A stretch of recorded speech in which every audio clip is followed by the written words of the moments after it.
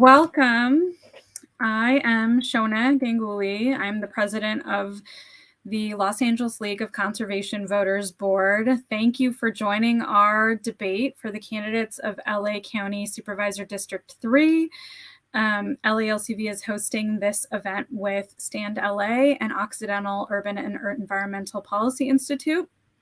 First, I want to acknowledge that we're all on tribal land. If you do not know where you are situated, please go to native-land.ca. I am currently on Tongva land and very close to Tataviam land as well. The Los Angeles League of Conservation Voters is the only environmental political action committee in Los Angeles County. LALCV's mission is to endorse and support candidates in Los Angeles County and its 88 cities who exhibit a knowledge of and commitment to preserving and protecting the environment. LALCV also endorses and supports environmental ballot initiatives. This evening, we are going to hear from 3 candidates for Supervisorial District 3, State Senator Bob Hertzberg, State Senator Henry Stern, and Councilmember from West Hollywood, Lindsey Horvath. Thank you so much. Each of them will do a 1-minute introduction, and then we will jump into the questions.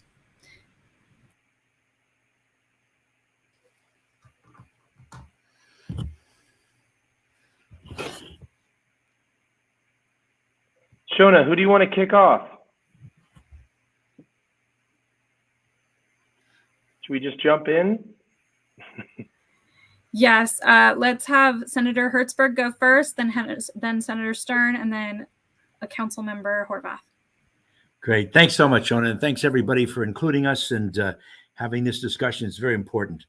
And I just want to start by saying this. While there is an array of urgent and critical issues facing the county, given the sponsor of this discussion and the framework which you've posed here, I want to limit my 1-minute opening to discussing environmental related matters. I want to make 3 first points. First, I'm the only individual in this race who has deep experience in the renewable climate change sector. I entered the renewable space nearly 40 years ago when it was just a futuristic concept because I saw the urgent and important need to our planet and to our future. Second, I risked my own money and spent 12 years out of government working on solar, wind, and electric vehicles around the world. I didn't just attend press conferences or write policy with the hope that it might work someday. I learned the very practical lessons about transitioning from fossil fuel in a manner that really works for our communities. And lastly, in my legislative career as Assembly Speaker and Senate Majority Leader, I have a proven track record of getting results and making things happen. 75 bills just these last year in the Senate, working on renewable portfolio standards. I will bring that experience and creativity to the Board of Supervisors. I have a number of ideas I'll share with you during this discussion.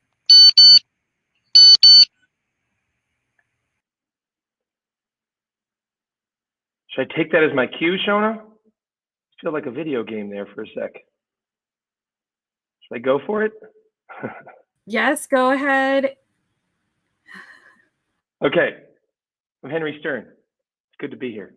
Thank you for everyone for tuning in and paying attention to this race. We know the mayoral debate was last night, and a lot of attention is being paid in LA to the future of city government. But I would say that this county race and the power in this supervisorial seat is going to dictate so much of what the future of LA looks like.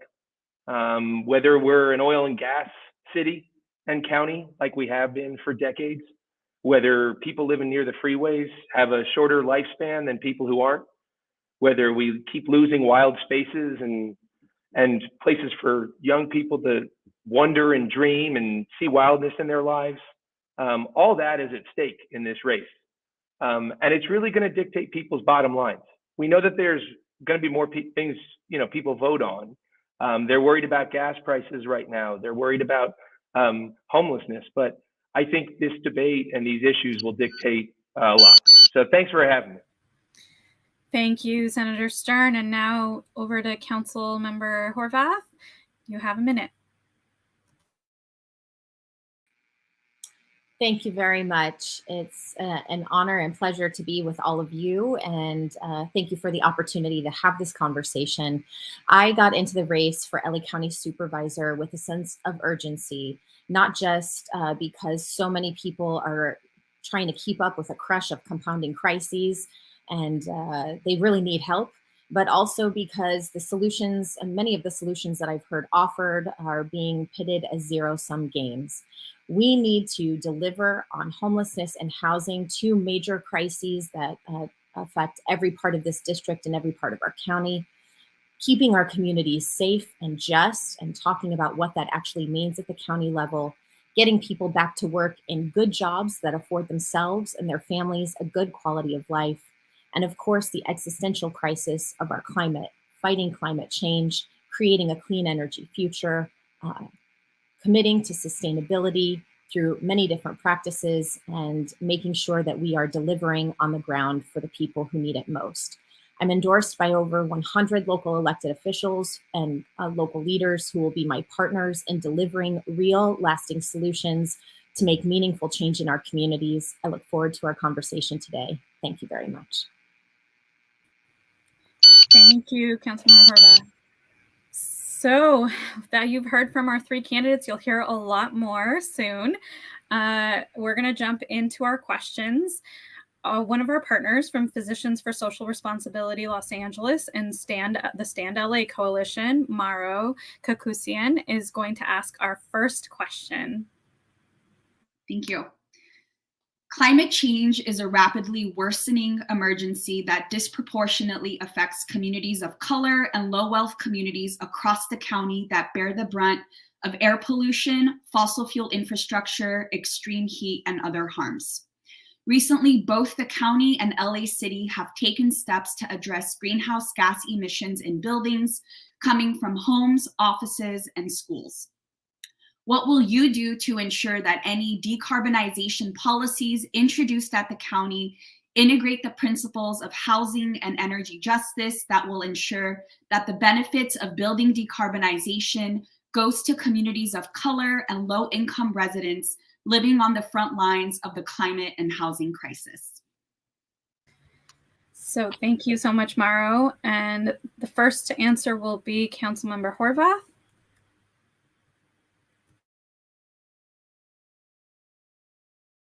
And the commitment to making real change in communities most impacted. In terms of decarbonization, what I think we need to do is deliver on the plans outlined in LA County's Our County Plan. It has identified 12 goals with action steps, short, medium, and term, long timelines, to make sure that we are actually following the plan that was developed from the bottoms up approach, from community leaders, from organizations like Pacoima Beautiful, leaders who have endorsed me and support me in this race and who are committed to creating change in the communities most deeply impacted and in most need of help and support from our county. We need to make sure that we are adopting decarbonization practices, not just for future construction, but also for existing construction. I have done that on the ground with retrofitting policies in my own community. As a local official, we're where the rubber hits the road, and we make sure that these standard setting policies that come from any number of places are actually making meaningful change at the local level.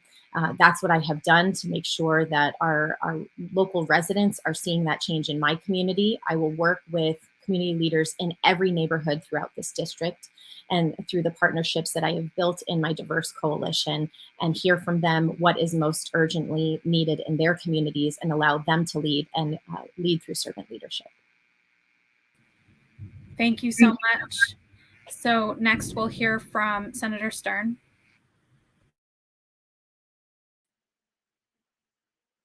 Okay, thanks for the question. People don't think about building decarbonization always as a central climate issue, but if you think about your air conditioning unit and whether it works on a 110-degree day in the San Fernando Valley, buildings start to get a lot more real. I think we can decarbonize our building sector in a way that's just and in a way that cuts family budgets down to size, where you're not spending half your income on fuel from either the gas industry or the oil industry. I think we can do that by retrofitting people's homes. And when your furnace breaks or your AC unit isn't working, installing things like heat pumps into your home that are all electrified can be a huge benefit. I'm working with the governor, the Newsom administration right now on implementing legislation we passed that would specifically target lower income households who are dealing with extreme heat or other kind of weatherization issues, and try to make sure that they can both reduce the indoor air pollution in their homes and swap out that leaky old furnace or that AC unit, and hopefully be able to survive a very dry and hot future. This is the only way we're going to close Aliso Canyon and Playa and all the other gas storage and fossil fuel infrastructure. We have to tackle this demand side if we're going to be serious about it. It can't just be a supply side policy. That's going to be a crucial component, and I appreciate you, the work that Stand LA and PSRLA has been doing on the front lines on the extraction side. But unless our buildings are changed to stop sucking off this old fossil fuel system, we're going to be locked in for a long time. I think new construction should be 100% green coming out of the county. I think all the new affordable housing should be built that way. And frankly, I think we should be retrofitting and swapping out for commercial and industrial and current residential too. So I think we can uplift hundreds of thousands of people if we do this the right way. Thank you so much, Senator Stern. Senator Hertzberg, Thank it you. is your time. Okay, thank you so much. I really appreciate it. I've been focusing, and I gave a big speech on the floor on this, of moving away from simply addressing climate change, which is absolutely essential and urgent, but to climate changed.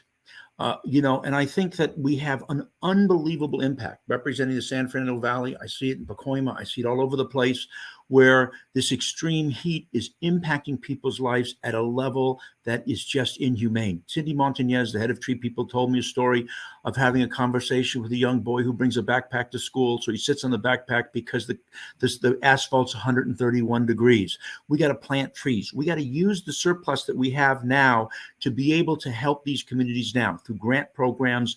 I helped last year over $200 million with Luz Rivas's bill dealing with extreme heat, and do that. Two, Pacoima Beautiful gave me the Environmental Justice Award. Why?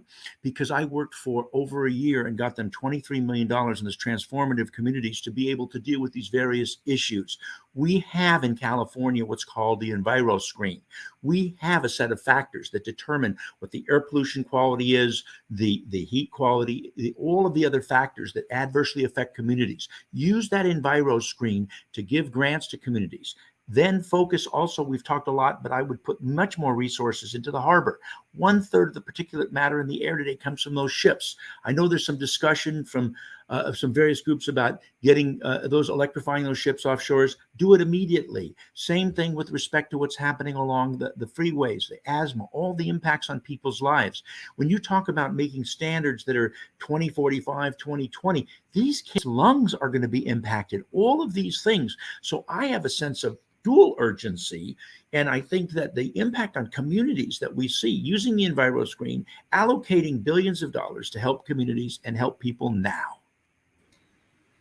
Thank you, Senator Hertzberg. And we will be jumping to our next question. Wildlife connectivity and access to nature. Sorry about that. Wildlife connectivity and access to nature are critical in the 3rd supervisorial district. How will you ensure that residents have equitable access to parks and open space and protect species who call this area home? And we will go to Senator Stern first.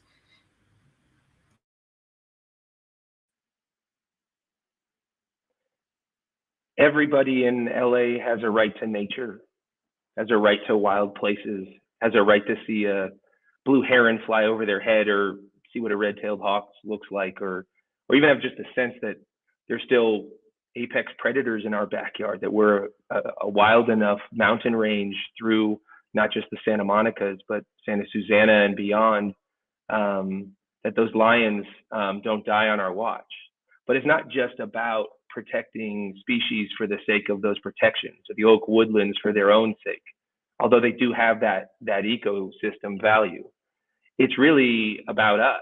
And the county sustainability plan has tucked in there a exciting concept that everyone in the city should, within a half mile, 75% of of Angelino should be near an open space or a wild place or a park. But I would just say is in the San Fernando Valley, in Pico, on the west side, in Pacoima, areas that aren't right in the mountains, we can rewild there too. So we've been working with a multi-jurisdictional habitat connectivity working group to leverage both Caltrans dollars as well as the governor's 30 by 30 initiative to actually have a comprehensive plan to rewild Los Angeles. Because with the build out that's going to happen right now from the very necessary housing boom that we have to go through to meet our crises, people are going to be chasing those open spaces. That's the high value property, the mountain ranges, right? The hillsides. That's not where you're going to solve the affordable housing crisis, but that's where people are going to make a lot of money. So I think we're going to have a choice in LA is how do we feel about those open spaces and whose are they? I say they belong to the people and not just some fancy new McMansion development. But, I'll leave that up to you all. Thank you. So next we'll go to Councilmember Horvath. Thank you very much. This is something that I've had to deal with on the ground as a council member and figure out how we actually implement standard setting policies like the 30 by 30 plan and that have a great vision for what we would like to see throughout the district, but are meaningless if we don't actually deliver on the ground. We certainly need to protect wildlife and preserve what already exists, but we need to recreate what has been taken away. And we see that with the constant headlines about our wildcats being in urban places. We need to make sure that we are good stewards of our environment, but we also need to make sure that we are protecting biodiversity throughout the district. Coastline preservation is very important, and especially important in this district. We need a climate vulnerability assessment that includes and also act on that assessment through non-traditional interventions, from seawalls and nature-based interventions and solutions to sea kelp forests and sand berms. We have the makings of all the solutions if we have the courage to take action. That's what we need as somebody who actually knows how to deliver on the policies that have been implemented, to work on the ground with community partners to act with courage. And that's what I intend to do. Thank you. Next, we'll have Senator Hertzberg. Thank you so much. I have an 18-month-old daughter, Athena Grace, and we took her out to Fryman. And I was very involved in creating Fryman when Tom Bradley was mayor, and I was on the board of directors and became president of Mulholland Tomorrow. Our role was to preserve the scenic corridor of the 52 miles along Mulholland, and to see her face and the impact of nature on her. All of the intellectual stuff we think about, it makes the point in the biggest way to me. So, I agree with Councilmember Horvath. She said that we have to know how to deliver. I just want to share, and it's hard in this situation because I've been doing this for years. I joined the board of Mulholland Tomorrow in 1984. Fryman Canyon was a big part of what I did. So much of the open space that we did along the mountains, the hiking trails that exist, the money from the park bond from years ago that purchased so much of the land that Joe Edmonston at the Santa Monica Mountains Conservancy will tell you he got to purchase, and some of the operating revenues we were able to do that. So yes, it's critical that we have open space. The mountains are important. We in the communities we have in the San Fernando Valley, we have a 2,200 acre parcel of land that there's the Sepulveda Basin, and I was able to get I think $35 million at one time to be able to restore some of the various activity for trails and the like. When I was chairman of the Senate Natural Resources Committee, I authored a number of bills that dealt with endangered species to protect endangered species in coalition with so many other conservation groups. So what I'm just saying to you is, yes, I share those values. They're critically important, and it's what I'm about. But I just want to say how much, it's been important to me, but I've been involved in it, whether it's the park bonds, Mullen Tomorrow, all of these things, working on Santa Susana for many, many years with some of the advocates, Mr. Hirsch and others, trying to find solutions to create more trails and open space, because it is essential to who we are as human beings and what kind of society we want to create. Thank you so much, Senator Hertzberg. And so now I will ask the next question. Los Angeles County voters have passed 4 measures, W for stormwater, H for housing, A for parks, and M for metro. And there is an effort to coordinate those investments. With the climate crisis, how will you utilize a multi-benefit approach to address the pressing environmental challenges that Los Angeles County is facing? So we will start with Councilmember Horvath. Thank you very much.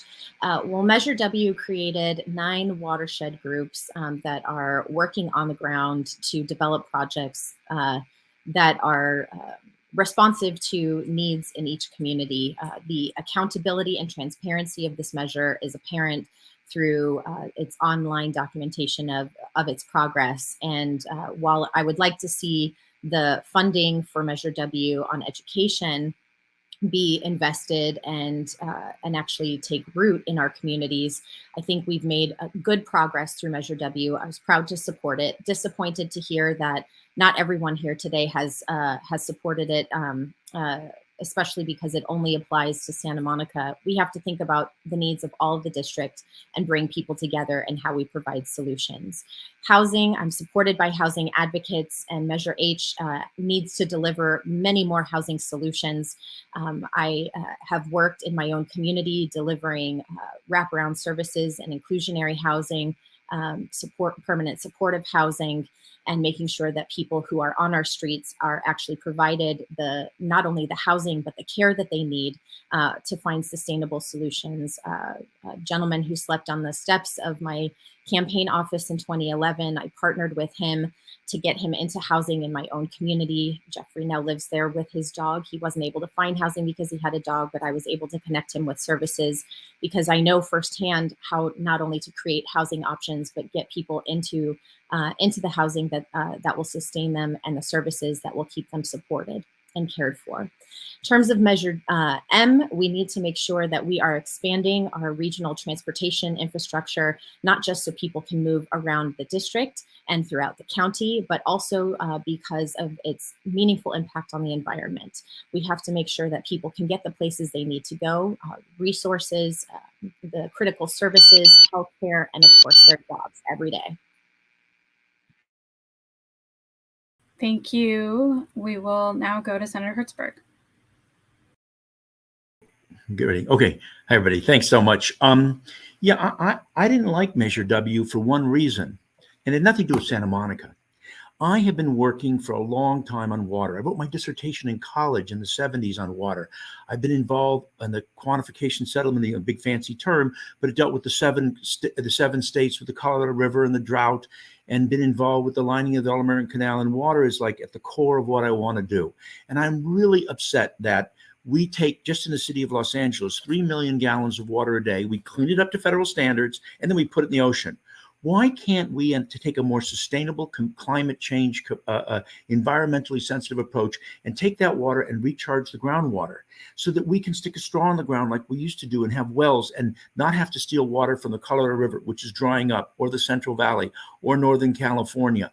And so what I didn't like about Measure W, I liked the measure. I thought it was great to capture stormwater and clean it up. I just didn't want to put it in the ocean. I wanted one more step of sustainability to make sure that we dealt with this in a thoughtful way.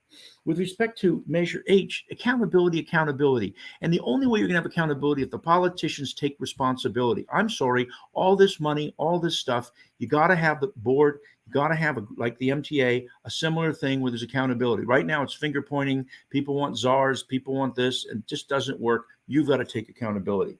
And the parks and the metro should be tied together. Housing should be tied together with metro. So we have transit-oriented development. The reason I just got late to this, come to this call, initially was because I was talking about, I just had a hearing at Housing Committee on a $25 billion bond to build new housing for people, home ownership, not apartments where at the end of 10 years, all you got's a bigger rent, but you actually build equity and build something of value. You tie that to transit-oriented development, and it works brilliantly. There is a great opportunity to work together, and that's what I'm trying to do, to tie them all together. And I think the question, thank you for the question. Thank you. And now we'll hear from Senator Stern. Thanks.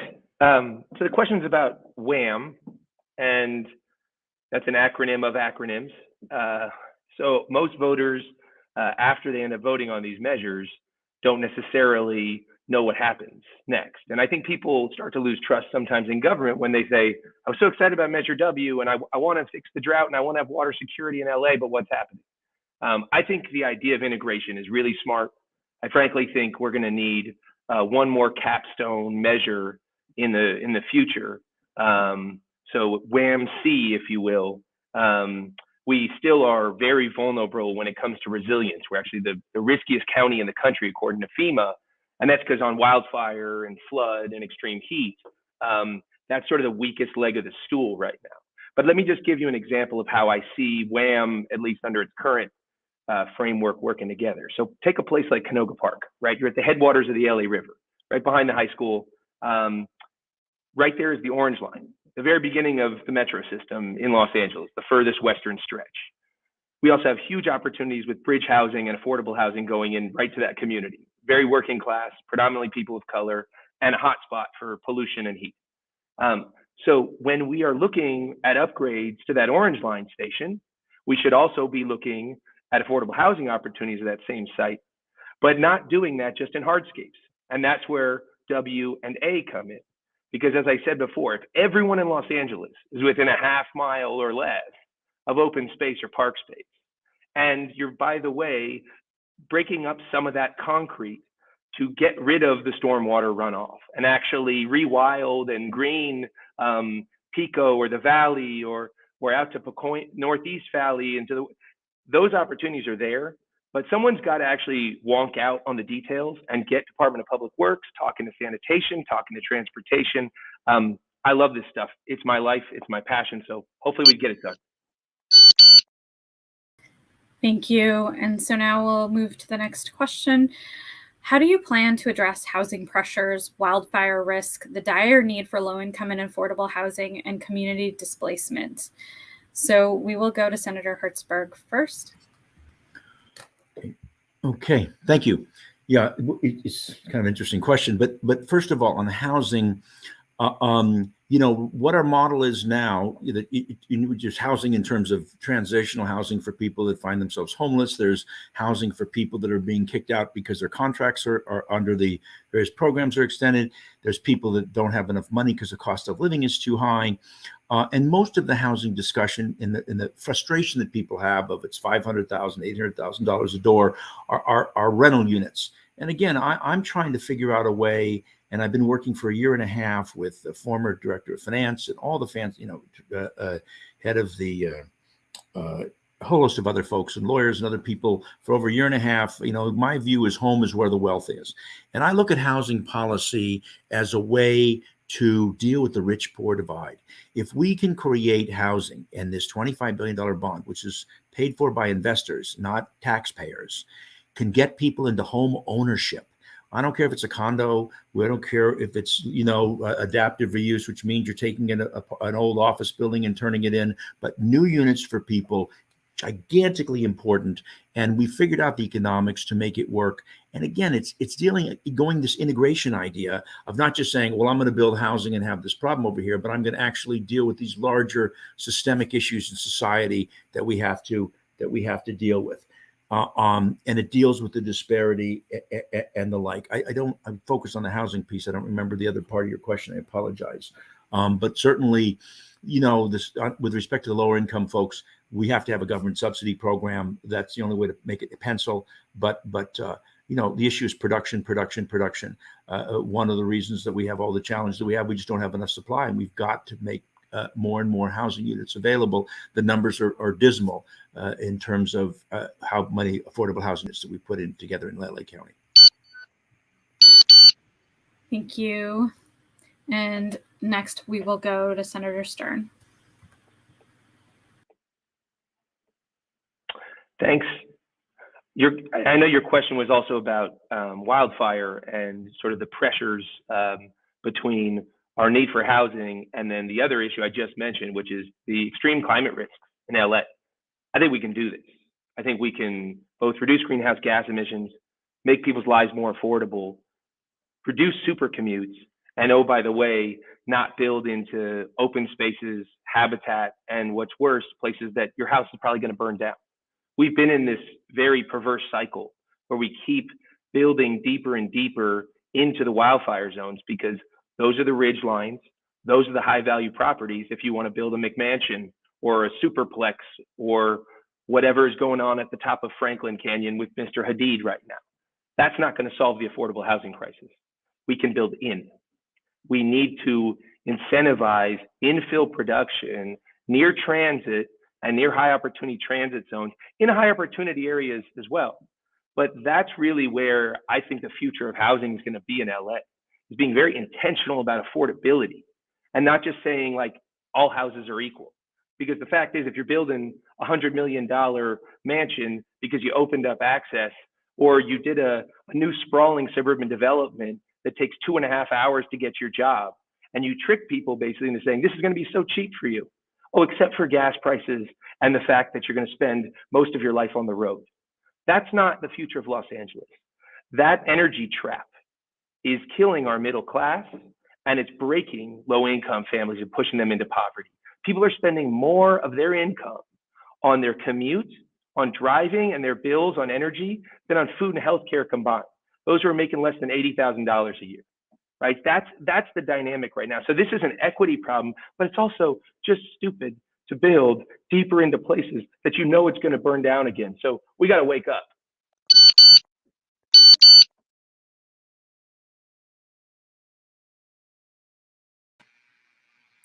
You are muted, but I think it's my turn. I'm endorsed by community housing advocates, not just because of the plans that I have to address the housing crisis, but because of my record on delivering. We have created an inclusionary housing policy in my community that requires at least 20% of every housing development to provide moderate, low, or very low income housing to make sure that we're getting the housing that we need most in our communities.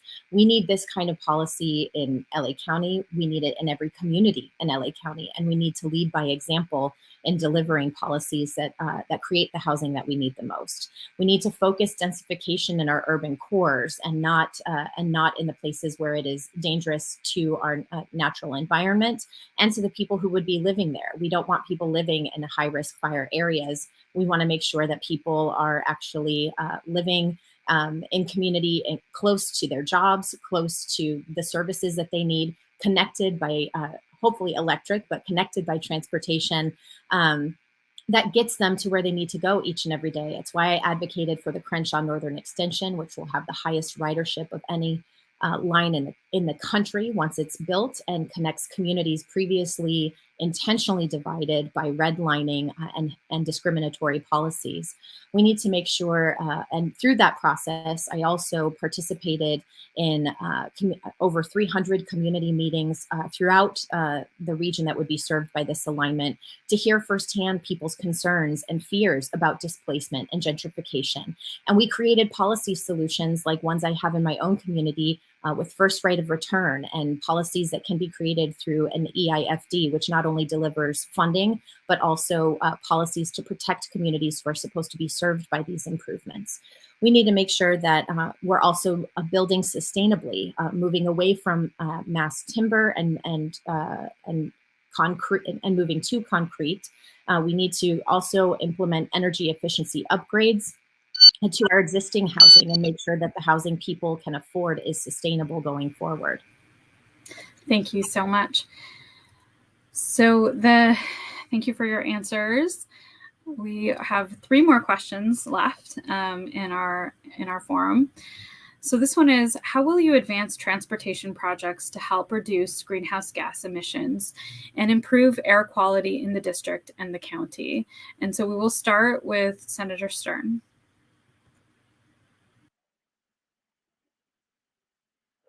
Thanks for the question. Our cars are our lifeline in Los Angeles, and they say that nobody walks in LA, but I think the future can be different. Even in the most driver-dependent areas, I think we can start to localize our economies and hire locally and build that kind of infrastructure we're going to need to be able to get out of our cars. But for all of us who do have to stay in our cars, we could drive different cars. And what I've been looking at is revitalizing a program with South Coast Air Quality Management District, trying to bring some environmental justice voices to the table who have been denied access for far too long. And I've had direct debates with my colleague here on the Senate floor about that issue. But if they actually had a voice, what they'd be looking for is a way out of their clunkers, people who are stuck in a car that doesn't get good mileage and that breaks down all the time. And we could swap out the million most polluting, lowest performing vehicles in LA for a green fleet. That would dramatically change air quality. But at the same time, you know, the goal is to build real 21st century infrastructure. I want to see the 28 by 28 transit projects happen. I do think we've got to beat the 405. And my focus is much less on high speed rail and much more about how to get from Burbank Airport to the west side of LA or down to San Diego. But if we stay focused on our mission and build on Measure M and really supercharge that, I think anything is possible. I think you could get off a flight at Burbank Airport and take a train out to Las Vegas or all the way down to San Diego or just to your place in Santa Monica. And that kind of life is possible for everyone from Canoga Park to Pico, all the way out to Topanga. I think we can do this, but we've got to really focus on that energy trap first and the people hit hardest. I don't want to pray for Putin. We've got to do it ourselves. Thank you so much. So next will be Councilmember Horvath. Thank you so much. This picks up sort of where I left off. I have experience actually delivering on building transportation projects, not only for my community, but to connect the region and make sure that people are getting to the destinations where they need to go, their jobs, as we saw during COVID, making sure they're able to access healthcare. We need to make sure that we are delivering on the promises of Measure M, and also connecting those proposed alignments to community and last mile connections. So sustainable active transportation, protected bike lanes, making sure that we are thinking about how people are getting from the valley to the airport and throughout the district. Making sure that we deliver and actually realize the promises made about the Sepulveda Pass project. It is far too important a project for us to abandon. The Valley is counting on it in particular. I know so many people will be served by it, and we need to make sure that it happens no matter what. We also need to make sure that as we're thinking about how we move around the district, that we are improving air quality by making all of that transportation accessible and affordable. And I know that the Metro Board has explored options. I know that the Community College Board has also explored how they keep it affordable with fares coming back, how they keep it affordable for students. We need to invest in programs that enable people and to access this transportation and afford it and make ridership affordable. We also need to make sure that that we're realizing in community the promises that we're making to people. Oftentimes people see plans for Metro and they look beautiful, but what Metro delivers is the infrastructure itself. We need to make sure the greenery, that bus stops are covered, all of the things that make it a user-friendly experience are actually delivered. Thank you. And now Senator Hertzberg, we'll hear from you. Thank you. First question as it relates to transportation is, where are you going? Why do you need transportation? Where do you work? What's happening? And let me start with students, because this is just to give you a real life example of something that I worked on that actually was an incentive for me to run for this office. CSUN, the State University at Northridge, is the largest employer in the Valley, the largest population, sometimes it switches between Long Beach, of a school. And we were looking to put a transportation system, because when I went to the neighborhood councils, they were talking about people parking their cars, and the students I'd sit and meet with and said how hard it is and how many buses it took to get to school and how difficult it was and challenging. So when Measure M comes around, we said, well, we want money for CSUN. And we had hundreds of people in various meetings all around the community. And the current supervisor said, no, I'm not going to do that. And so we put a full page ad at my expense in the paper, hundreds of thousands of emails, and we got the money necessary allocated for that. And again, kids going to schools, most from the Northeast San Fernando Valley. So here's a perfect example of why this is so important and why you have to listen to the community and be out in the community when it deals with issues of transportation, of which is really important. Two, to some people in society, this pandemic has changed a lot of factors. Office buildings are down. People are more working out of their homes. I'm really big on smaller communities, closer knit communities. Of course, we talk about, and everybody wants to talk about transit-oriented development. You know, to the extent of those who know, when I was Speaker of the Assembly, I got the $265 million put in the budget to put in the Orange Line, which has been wildly successful for its rider trip, 3 times what it was ever expected. Now it's fully electrified. So we have the environmental piece, we've got the community benefit piece and the like. But of course, we have over 10,000 units along the Orange Line right now. And I want to make as many of those new units possible, not rental units, but affordable home ownership units. And so to me, last thing is clean buses. People want to get on these buses. There's people there. It's dirty. It's horrible. You got to make the experience work for people if you're going to ask people to get out of their cars and get into a bus. Thank you so much. So this next question is about water, what the thing that sustains us all. LA County residents need access to safe, clean water for drinking, playing, and our waterways. What specific actions will you take, if elected, to ensure that LA County meets its water quality goals and becomes less reliant on imported water? And we will start with Councilmember Horvath. Thank you. Well, water conservation is one of the goals of our county's sustainability plan. We need to make sure that the water that exists in our county is protected, preserved, and conserved. We need to make sure that that it is responsibly diverted when development is created to bring housing into our communities, and make sure that we're creating storage opportunities and working with our municipal organizations to retain and reclaim that water. We need to responsibly use it in terms of gray water systems and make sure that our development reuses water responsibly as well. We also need to collaborate on alternatives. This is not only a county issue, but we also need to make sure our cities are engaged in the full implementation of this policy. And that's what I've done through our community's climate action plan and now climate action and adaptation plan, which we're standard setting and continue to be, and making sure that we are being responsible in terms of water conservation and recycling. This is a most urgent issue. We have, for several years now, been in and out of drought in very emergent situations. We need to make sure that we are delivering and holding people accountable on their water usage. Conservation is the best way to ensure that we're keeping our water local. Thanks. Thank you so much. And next we will go to Senator Hertzberg. Thank you so much. This, I think, is one of the most important issues. And I'll say this, you know, you read different stories, and I don't know what the science is exactly, but it's bad. They say this could be the worst drought in 1,200 years. It's extraordinary. You know, I lived through the energy crisis when the lights went out, and that was terrible. And just think, if the water stops, what's going to happen to society? We as politicians always tend to focus on what the most emergent thing is and what the highest thing that polls. Well, let me tell you something. What's coming right around the corner that takes a while is water. Now, 2 years ago with Governor Brown, Laura Friedman, Assemblywoman Laura Friedman, and I joint authored 2 bills that dealt with conservation. We have set the entire standard for conservation for the state of California that reduces how much water people use in the conservation piece.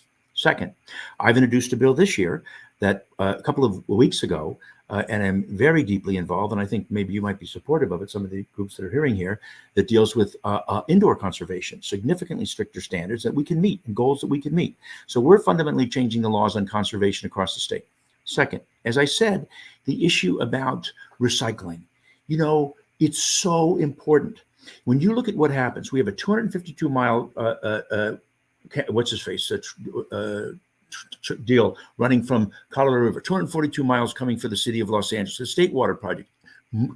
All but 23% of our water is imported. We have to stop that.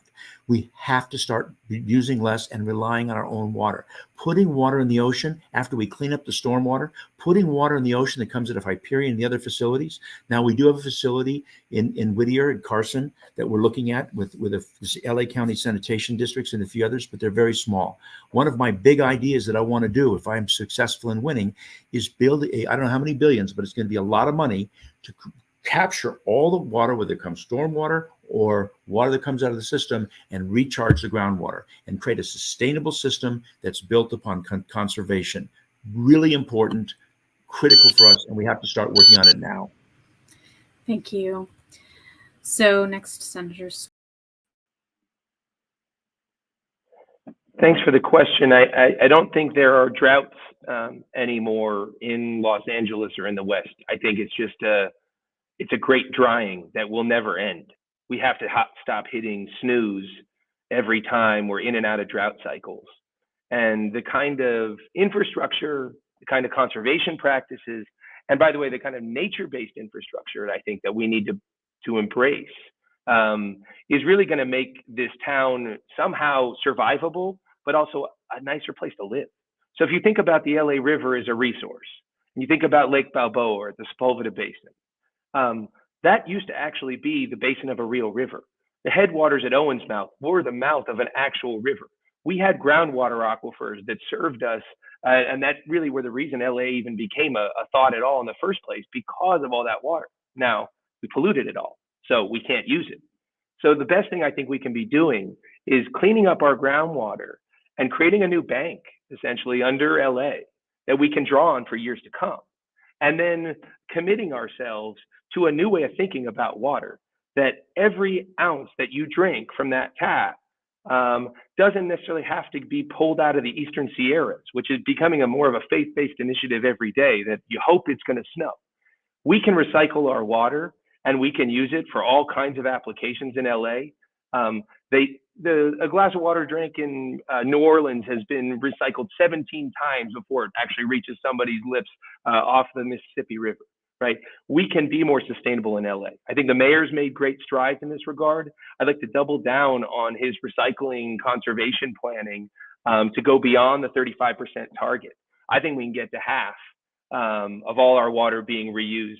And I think we have to. I think it's going to be too expensive otherwise. So I don't think we can import our way out of this problem. It's on us. Thank you so much. So this is our last question, and then our candidates will give us some closing remarks, and we'll have them all up on the screen at that point. So this question is, what are your plans to transition from oil and gas to renewable energy sources and to support green jobs? And we will have Senator Hertzberg start us off. Okay. Hi. Yeah, here's the plan. Look, my experience when I left government after the energy crisis, I was so possessed. I started my first solar company in '84, and then I opened the one in South Los Angeles on Martin Luther King Boulevard, first and only manufacturing solar facility in Los Angeles. I traveled the world and worked on these issues all across the planet because I'm so concerned. And so what's clear to me is that people will transition when it works for them, when it's reliable, when it's cost effective, when they don't have, they don't have to worry about it. There's a small group of us that will comport ourselves. But I remember when the governor smashed somebody's truck from the Central Valley and gave him a Prius. 2 weeks later, they turned it in because the Prius didn't work for him. You gotta, as one of our opponents says, meet people where they are. And she's right about that. So the way you do it is you go in and you create a gigantic infrastructure and bond issue to make Los Angeles the biggest producer of green jobs ever. One of the challenges that we face is we're transitioning off oils. We got to find people work. I'm not throwing people out of work. I'm sorry. That's not what we do. I'm a Democrat and I don't throw people out of work. You find good jobs for people. So as we're trying to transition to electricity, what happens? The pole outside of my house here has a 4,000 volt transformer. We need a 24,000 volt transformer to be able to handle the infrastructure. We need to change the wires. We need electrolyzers for green hydrogen. We need all this stuff. Let's build it here. Let's create a $20 billion bond fund, which is going to be repaid, but basically a mezzanine finance, a financing mechanism to inspire green companies to come here. Everybody in the green world will come here. If we're going to really deal with the urgency and the crisis that we have to move quickly. And if we're going to move quickly, we have to build the infrastructure, which creates unbelievable green jobs. We stop the supply chain problems that we now have. I go talk to all the various companies, electricity companies and stuff. They all say we can't get this and we can't get that, and it's 20 years to build out. Let's make it 5 years, 3 years. Let's put the jobs here. And it's it's my second big idea I want to talk about. Thank you so much. And so next we'll hear from Senator Stern. Thank you. I part ways with my colleague on this one. And this is a matter of principle for me. We had Aliso Canyon, the largest methane disaster in U.S. history, happened right in the heart of the San Fernando Valley. And on smaller scale, the tragedies that are hitting people in South LA or right behind, the place I go to Shoal off Pico and Doheny, having an oil leak there just a few weeks ago because there's not enough regulation. People aren't protected. I don't think we can bond our way through this oil and gas crisis. I don't think we can just borrow or do private securitizations. I think we've actually got to stand up and say, we can still survive as LA and everyone can have a good job, but it doesn't mean that we have to allow drilling in our backyards, or at least in people's backyards who can't afford to go anywhere else. This is a fundamental issue of environmental racism, of justice in Los Angeles, and watching bills die on the Senate floor or in my committee because people weren't willing to stand up for frontline communities, that grates at me deeply. And I still think that we can have a better way in LA. I cast some votes that were tough, and I'm going to pay the consequences for that in this election. I'm going to get hit, just like I was the last time by Chevron or the gas company or somebody. But I go into that willfully because I'm on the side of the people I work for, and I've seen the damage it's done. So I take this one very personally, and I think the county's tip of the spear, their zoning and planning power, their ability to negotiate their way through this, but it's also going to take coordination with state action. And if we can't actually pass legislation that requires, say, setbacks or the closure of Aliso Canyon, or beyond that, the oil and gas out in Pacoima or out in Pico, we're going to be set back for years to come. Thank you. And now we'll hear from Councilmember Horvath. To protect neighborhoods where oil wells are located, I know the county has been very aggressive in making sure that setbacks around existing wells are created and that we move towards closure of these wells, that they need to be capped, and we need to learn from the expertise of the people who are doing that work exactly how to make sure it's done properly so neighborhoods remain safe, and to continue their employment by overseeing that that once they're capped, that they remain safe in neighborhoods and don't become a problem for neighborhoods that would otherwise be impacted. We need to make sure that that just transition happens, not just because it's the right thing to do, but because families are counting on these jobs each and every day. And we need to make sure that we are doing both, that we are reaching our goals and supporting people who need our help the most while we are achieving them. We've seen great innovation come from our clean tech incubator downtown, and we've seen great innovation come from the county and Clean Power Alliance, where I serve as an executive committee member and legislative and regulatory chair. We removed nuclear and coal from our power mix, but more importantly, we have opened new facilities, solar plus storage, that not only are leading the way in clean tech, but also make sure that we're creating good jobs for people as we are creating these new facilities. This is the way of the future. We need to support CCAs. My colleagues have not been so supportive of CCAs in their roles. In fact, when they're looking at issues of resiliency, often CCAs are left out of the conversation. We need to bring CCAs into the conversation. We know that it is a fast way to get to renewable energy in our own communities, and make sure that each and every city that that is served by LA County has access to renewable energy in their communities. Thank you. And we're going to keep you on screen and add the rest of our candidates here. Thank you so much for your attention to these questions. And now you're each going to have 1 minute to give us your closing statements. We will start with Councilmember Horvath. Thank you very much. I appreciate the conversation today, and am grateful for everyone who tuned in to participate. It's clear that Sacramento is setting goals for us, but it's at the local level where we actually realize those goals.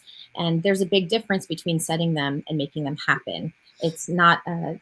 This job is not just about passing policy. It's about making meaningful change in our communities, and that's what I have done as a local leader, making sure that we're actually implementing on the promises that we're making to our communities. I'm the only local leader who is supported by local leaders to deliver on these promises. I've worked with everyone from the Sheriff's Department to the Clean Power Alliance, worked with the county already to make sure that that we are delivering for people. We need somebody who's ready to stand up and work for people instead of just making promises. That's why I'm endorsed by by our sitting supervisor, Sheila Kuehl. It's why I'm supported by community organizations from leaders in community organizations from Global Green to Pacoima Beautiful, and have support throughout the district to make us a clean energy, sustainable future for our district and for our county. Thank you. Thank you so much. And we will next go to Senator Hertzberg. Thank you.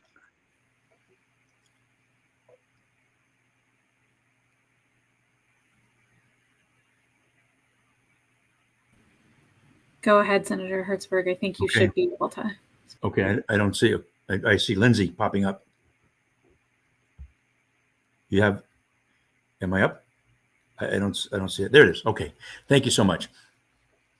You know, I think that this is interesting discussion because, you know, we're not going to change by passing a bunch of more regulations. They're helpful. There's no question.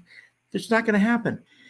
We have so many great creative people. When I started in the solar business, the cost of solar was the cost of titanium and gold.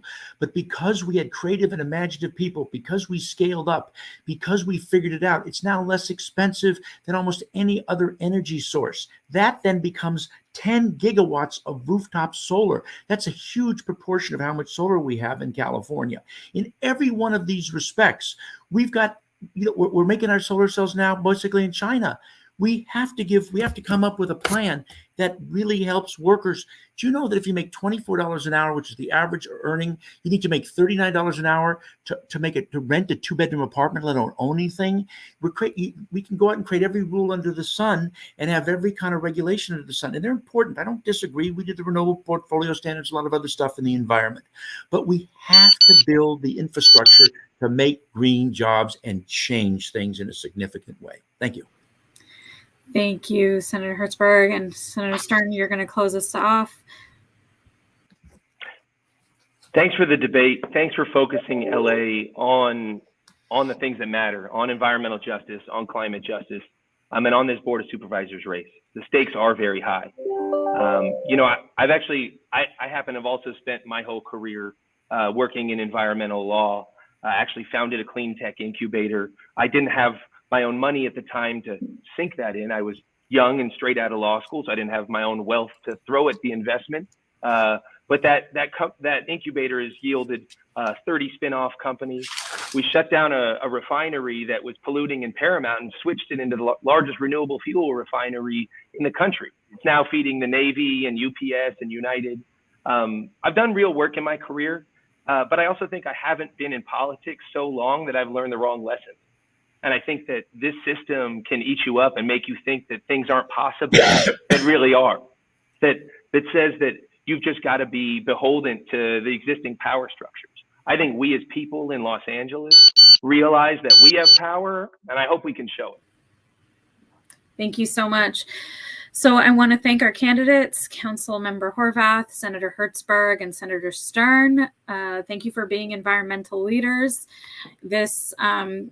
So just for those who are viewing right now, this forum will serve as their interviews for our endorsement process. So stay tuned for LALCV's endorsement in the 3rd district for the LA County Supervisor's race. We will announce that probably soon. Also, thank you so much to our board members, many of whom are watching this live stream, to our partners from Stand LA and Occidental College Urban and Environmental Policy Institute, everyone else who is tuning in, and to all of LALCV's supporters. I should mention that our board is an all-volunteer board. We all have day jobs. We do this because we really care about environmental and climate issues and environmental justice in LA County. And so please consider supporting us. You can go to lalcv.org. We have another debate that will be coming up in April 21st for the City of Los Angeles mayoral candidates. So please tune in. That will also be live streamed. And again, thank you so much for your time. Have a good evening. We tried to keep this quick. Enjoy your evenings and, go fight for the environment. Thank you. Thanks, y'all. See ya.